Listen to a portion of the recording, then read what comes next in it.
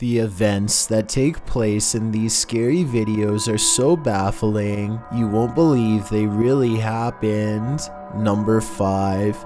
When traveling on ice, it is often best to avoid it altogether. Thin ice is a major hazard in areas prone to cold weather. When spring comes along, the weather can be unpredictable, changing from very warm to very cold within days. This also leads to ice melt, making waterways such as rivers, lakes, streams, etc. unstable and unsafe. Just this past March, a group of young men in Ukraine were unfortunate enough to learn the consequences of risking walking onto a frozen river. 4 fell through at a point where the ice was too thin to hold their weight, which happened to be near the middle point of the river. Luckily for them, onlookers rushed into action and got the attention of some local police. The officers sprang into action and slowly slid across the ice to where the men fell through. The reason they crawled in such a manner is because their body weight becomes evenly distributed across the ice, and thus it is able to better support them without breaking. The officers and other good Samaritans knew they needed to act quickly, as hypothermia can occur in a person submerged in frozen water in a matter of minutes and even seconds.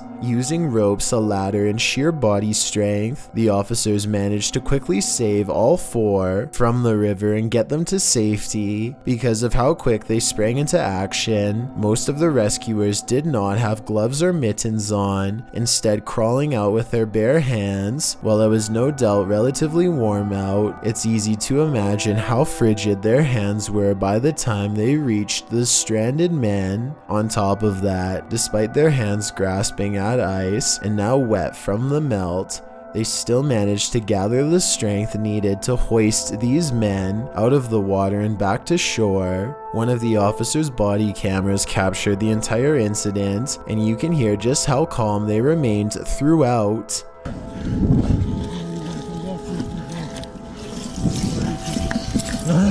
Even those they saved appeared calm despite the scary situation they landed themselves in. This probably further aided in their survival, as by staying calm and still, they used less energy and kept their strength focused on keeping themselves above water and from floating away, while not involving ghosts or other paranormal entities. This video is a reminder of how quickly things can change. In an instant, your day can turn into a struggle for survival or a dash to save a life. Number 4. You may remember me talking about D-Menace in a previous video, but I wanted to give this video a further analysis. To describe D-Menace in short terms, the best would probably be Adrenaline Junkie. First appearing on YouTube in 2018, he has posted a variety of videos from conducting one-breath dives to venturing deep into tight caves. His videos are not for the faint of heart and can distress people with the feats he conducts. He has also posted several urban exploration videos. In June 2020, D ventured into an abandoned malt factory complex with several buildings to explore. All alone, he traveled through the dark and derelict halls.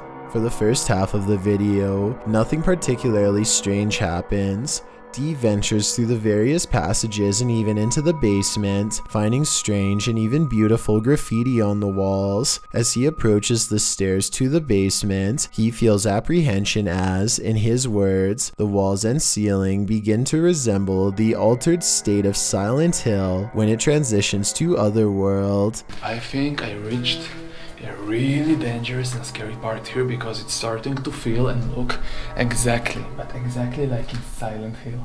After some time, he decides to continue down the depths. Here, he finds a red bed or chair, something that gives him the creeps. Written on it in German is, "Raise your legs and chill." He continues to explore the basement, but is in a constant state of discomfort from the darkness and his mind playing tricks on him. Therefore, he decides to head back upstairs. He then states part of what creeps him out about this place is the lack of wildlife residing in the building. Unlike other places he's explored, he hasn't seen a single bird or rodent since arriving. As he makes his way into the second part of the complex, he begins to feel more anxious, hearing noises around him. He admits he is unaware if it is because he is simply spooked or if there's another person inside with him.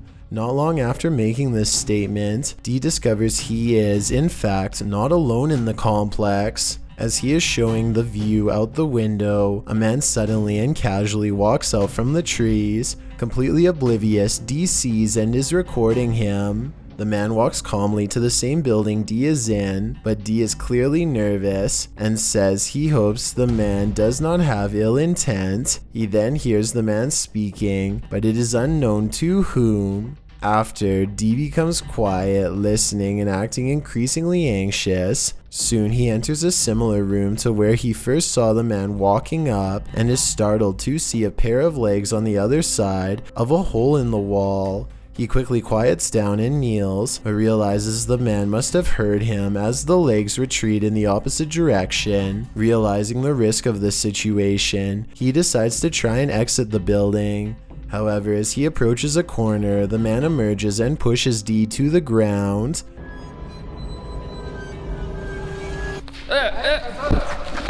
After some exchanged words, the two men calm down and discover it was a simple misunderstanding.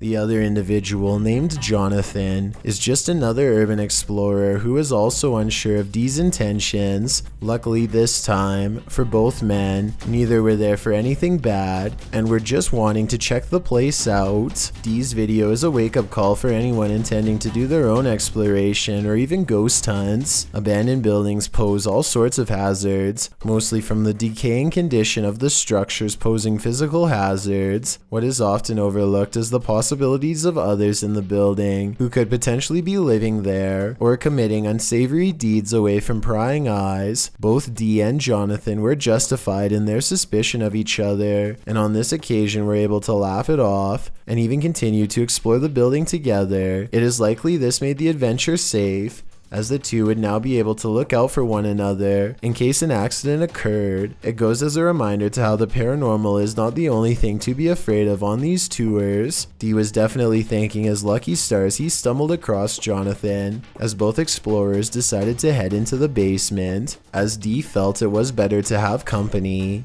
Down there they find spray cans, a piece of a bicycle body, and a package. However, down a deep corridor, D finds a bone. While it could be misinterpreted for human, Jonathan points out it doesn't appear to be. On analysis, it more so resembles one someone would give their dog to chew on. Regardless, D decides to leave the bone there. Certainly an adrenaline-inducing adventure this time, and thankfully D made a new friend to explore with. Still goes to show how careful one must be about the place they explore, as well as who might be in it. Number 3.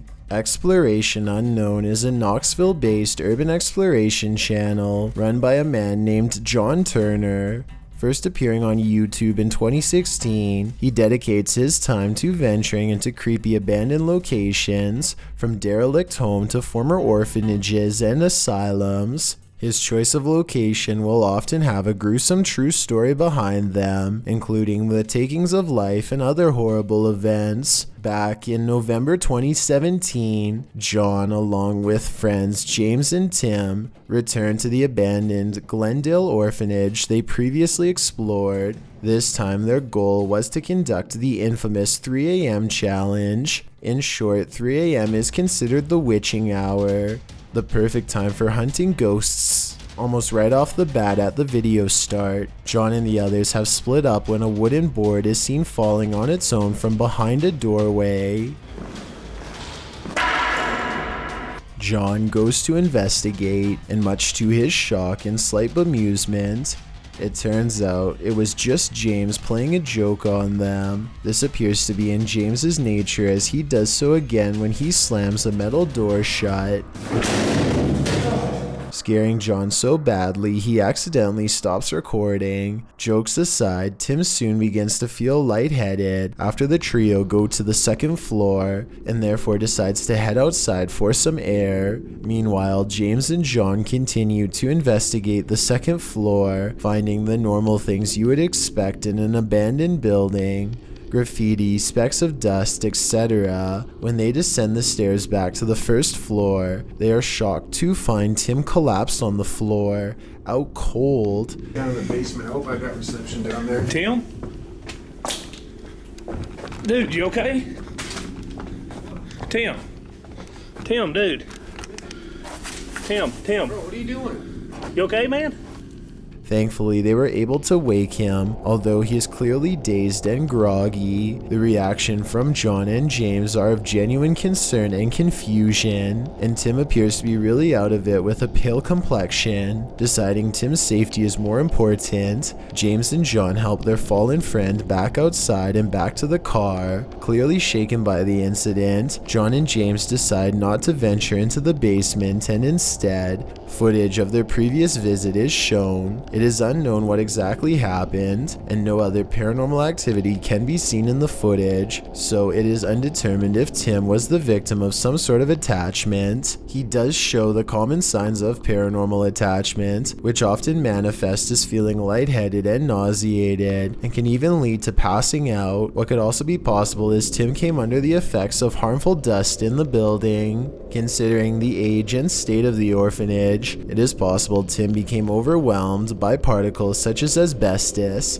a once common insulation that can cause damage to the lungs if breathed in. The fact that John and James were unaffected does cast some doubt on this theory, although it is still completely possible. Regardless, finding your friend unconscious on the floor of such an eerie location is certain to scare anyone.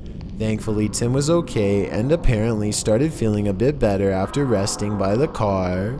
With that said, the three decided to call it a night and left the location. John clarified in the video description and comments Tim was okay and recovered, as well as thanking those who expressed concern for his condition. On February 21st, 2021, John uploaded a director's cut of the original video, acting as a sort of commentary. John discusses his personal experience that night. He stated he felt concerned about Tim when he said he wasn't feeling good, and expressed regret for not going with Tim to make sure he was alright.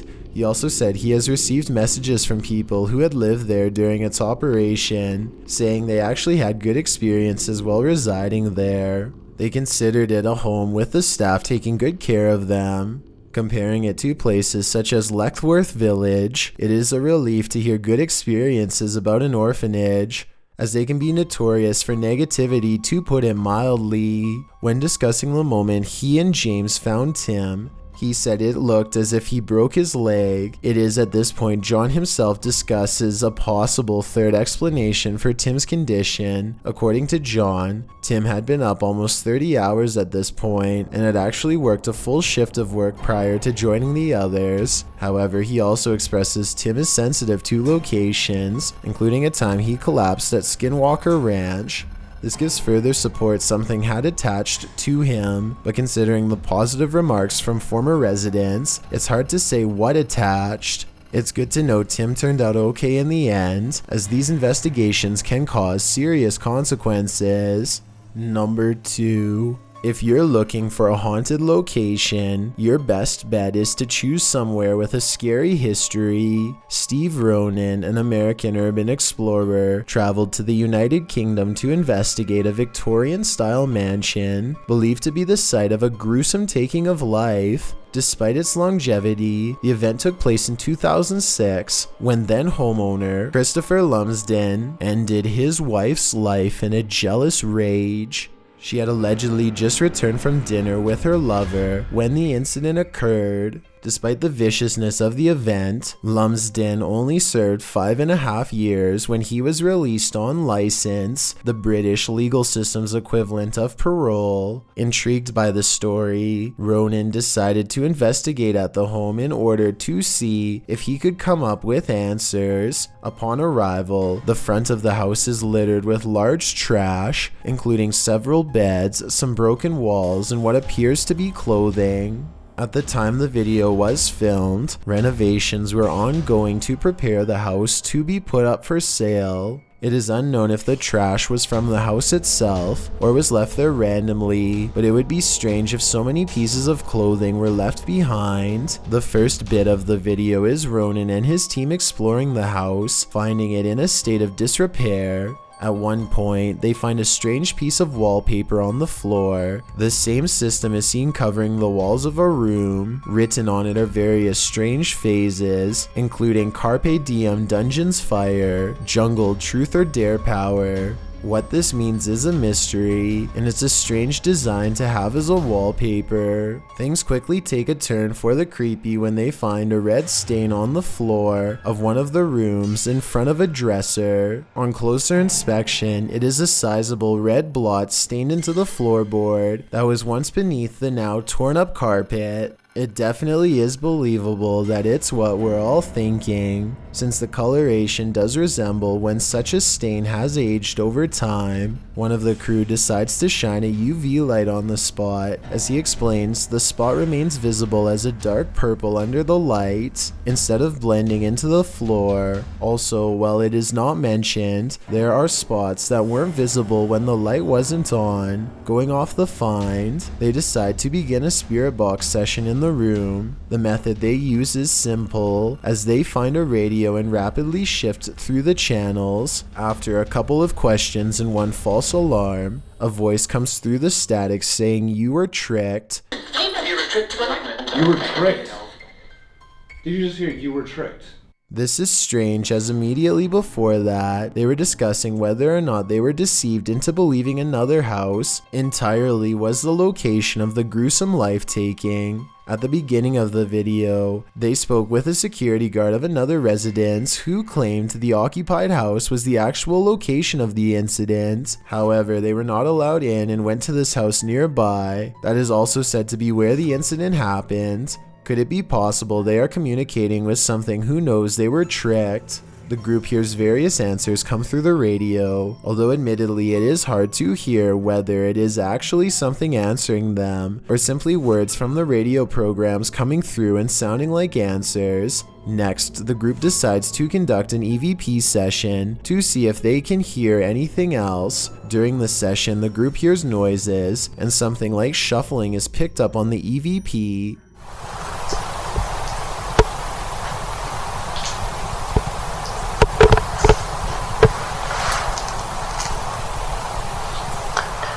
At this time, nobody in the room is moving or talking. They also hear something that sounds like chewing or moving their mouth. After asking a question, some sort of faint whisper can be heard right before the next question is asked. If so, who was the one who murdered you?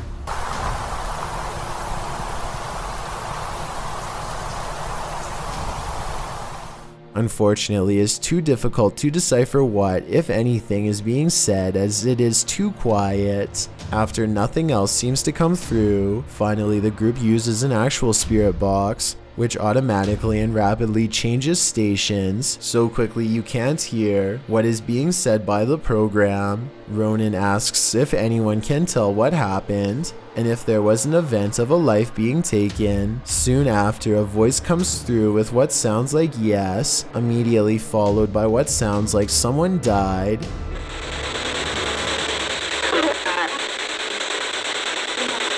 Soon, a male voice comes through with what Ronan thinks sounds like "wasn't me." So much activity now. The moment that is guaranteed to send chills down your spine is when a woman, either laughing, crying, or possibly screaming, can be heard. The investigation wraps soon after, and Ronan leaves with what could be considered valuable evidence. The event that occurred in the home has left an imprint, and not just the stain on the floor. I've got a challenge for you. Since you've made it this far, why not like this video and hit subscribe in the next 5 seconds? Because I upload 4 new scary videos every week. If you're curious about what I look like in real life, then go to my Instagram at DylanIsChillinYT and tap that follow button to find out. Number 1. Paranormal investigations can be a scary experience in a group, so imagine conducting one all by yourself. The Spectral Researchers of Central Florida is a group dedicated to investigating alleged paranormal activity from across the state. Aside from doing the normal group investigations, members have also gone to locations alone to explore and potentially collect evidence. This is a method often done by paranormal researchers and is therefore more susceptible to encounters. On February 21st, 2021, member Robert ventured to the Hall House, a former assisted living facility. With the help of a Kinect, he ventures through the building hoping the infrared dots on the device will help pick up any unseen entities. 3 minutes into the investigation, Robert captures a thump coming from behind him. I just heard some big loud thump. While it could easily be the sound of Robert walking, he has been walking around frequently throughout the video, and not once do his footsteps make a sound resembling such a noise. In fact, they are practically silent. Later, while in another room, Robert accidentally walks into something protruding from the wall. This is understandable as it was pitch black in the house, but what is strange is if you listen closely, you can hear someone whisper what sounds like toe. The voice sounds too high to be Robert's, and it doesn't appear to be his breathing, as the voice can be heard happening at the same time Robert is exhaling. Just before the 6-minute mark, he enters a room and asks whose room it was. Well, it is rather faint, an answer comes sounding along the lines of mine.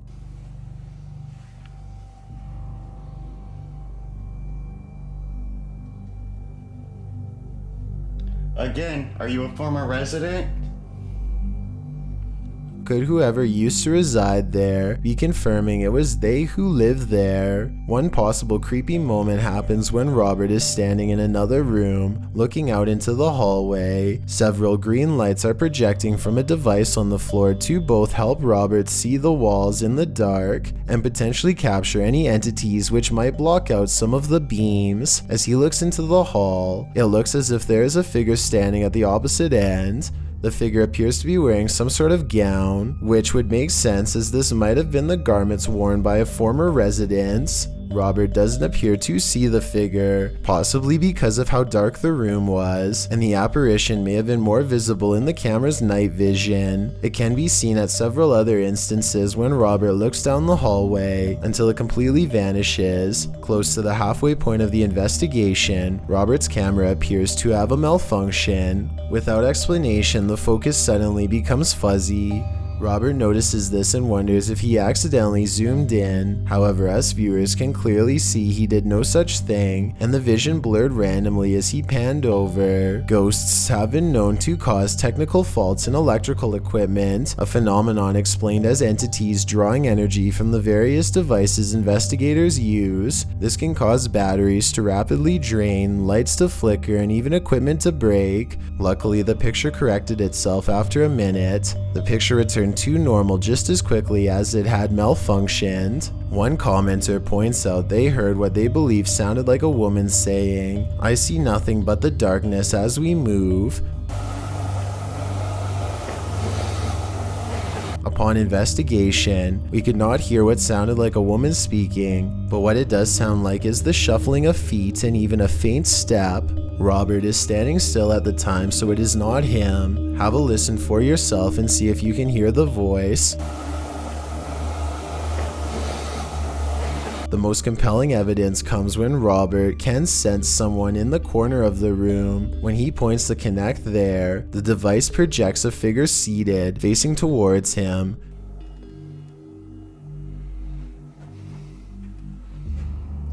Hello? Would you be able to tell me your name?